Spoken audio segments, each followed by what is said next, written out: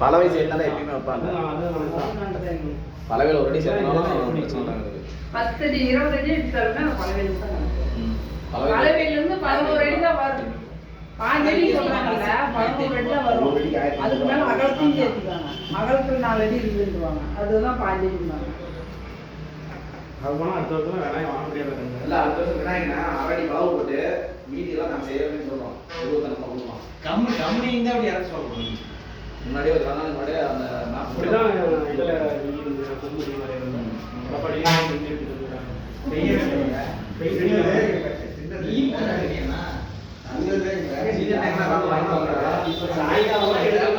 பொடிச்சலுங்கெல்லாம் வந்துருங்க. அதில் ஆகிருப்பாங்க.